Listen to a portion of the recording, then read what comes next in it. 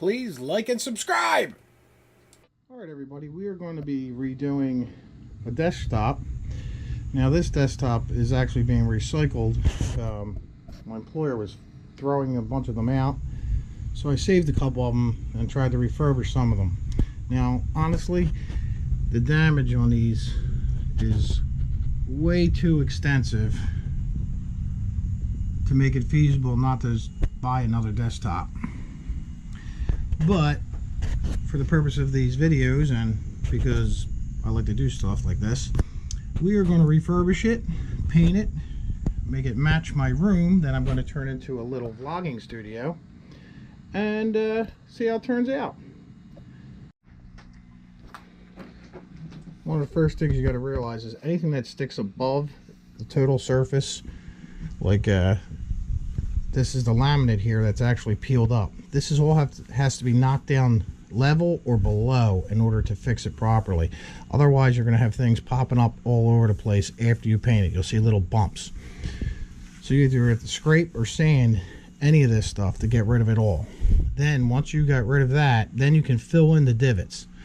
The divots and the low points are easy to fill in and cover up, and you won't even know they were ever there.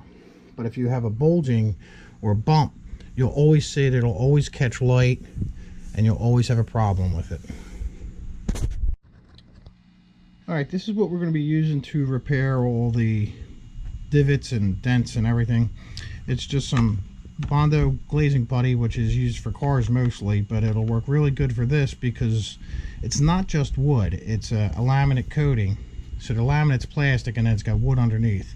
So what's good about this stuff is it'll adhere to both the wood and the laminate. Some fine grit 400 grit sandpaper, that's for finishing it, and just some cheap spreader so I don't have to screw up all my good putty knives using this stuff. And that's it. Let's get started.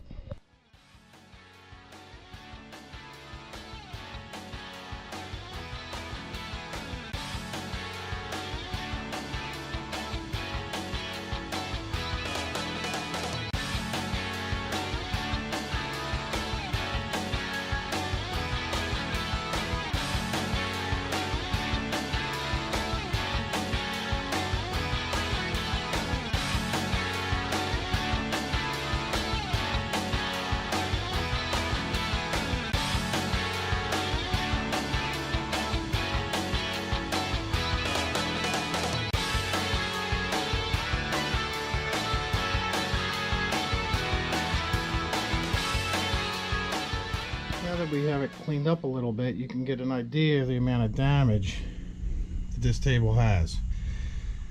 So now comes the more difficult parts. We're going to start with these corners, which are in bad shape.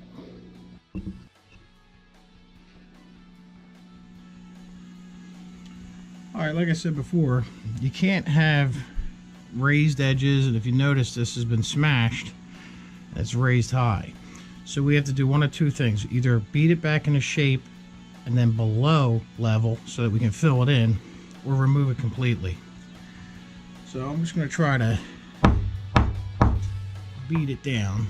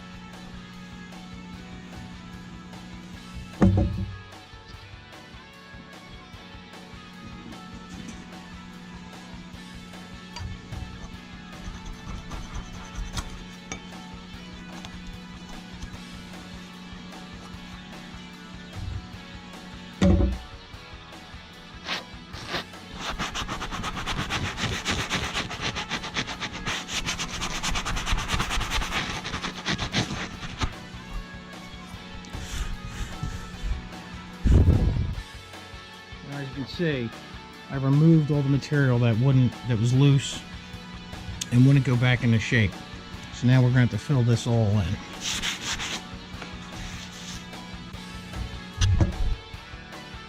Okay, this is the opposite corner, and you can see how I had to remove quite a bit of material here because it was just in such bad shape. So now I'm just going to clean it all up, and then we can start filling in all these little gaps and reshaping corners. Okay, we got our putty. We're going to use it to fill in our edges.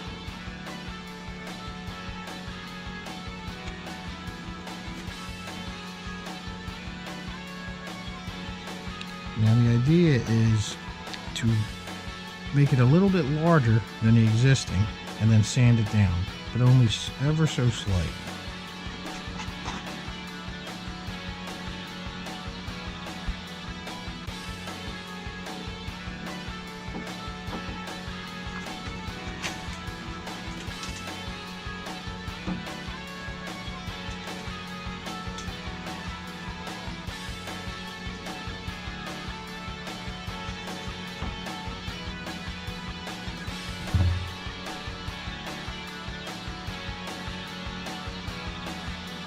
This is a lot easier when you ain't got a camera in front of you too, by the way.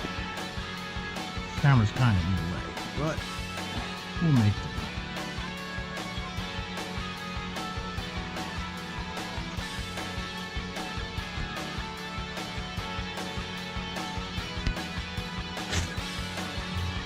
This might take 2 coats, we'll see.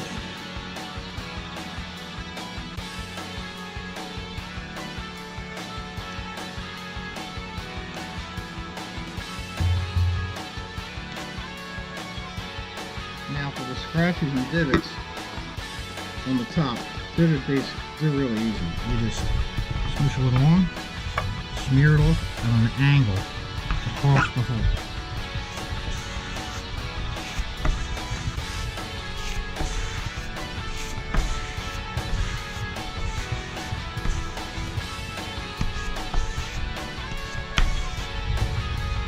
When that dries and we sand that down, you'll never know that was there. As you can see, there was quite a bit of damage on this top.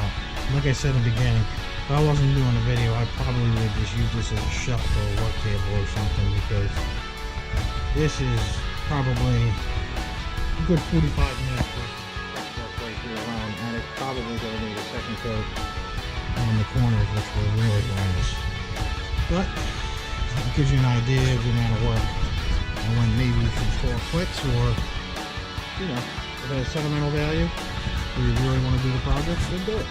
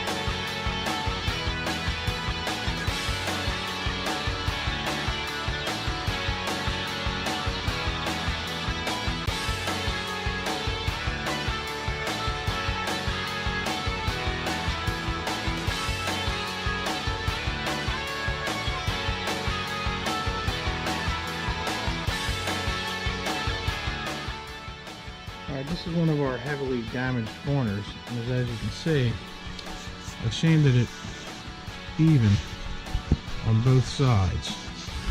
Now what you see here is still has to be filled in, so we're going to put a second coat. But this side is looking pretty good already. So we'll put a second coat on that and then let it dry and sand it again. It's better to put multiple little coats than one big coat because it takes the chance of cracking if you put a big thick coat on. And that is the second coat to fill up space on my two worst corners. Okay, there's our second coat finished edge. If you notice, you'll see a little bit of wood there. That's how I know I'm totally even and flat. And you won't even tell that was ever damaged when we paint it. Here's the other one. You see some shadows here, but that's just due to the thicknesses and this color of the putty. But like I said, you won't even know that was ever there once it's painted. Okay, well I had a couple ideas of what I want to do for the top. I already did crackle paint and vinyl topped and tile topped a bunch of different desks and tops. Here's some pictures to show you. But I'm going to go with something I never tried before. I'm actually going to paint the whole table base green, stripe it, then cover it with a piece of ripped or torn cardboard, and then paint the rest of the table white. Something I've never done before, and I'm going to see how it turns out. It'll be an experiment and something new. Never know. All right.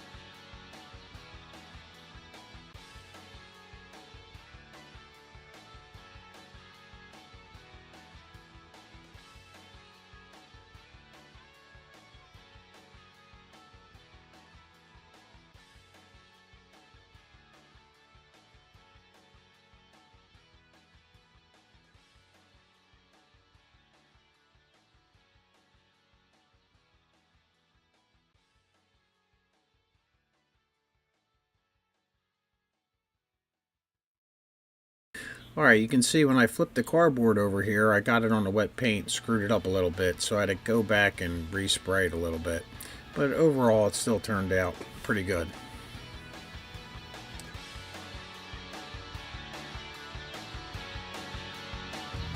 Alright, this is your finished product, and all in all, it turned out pretty good. I'm going to do another video on how the legs, or what I'm going to do for the legs, and we'll see how it turns out. If you like the video, like and subscribe. Thanks a lot.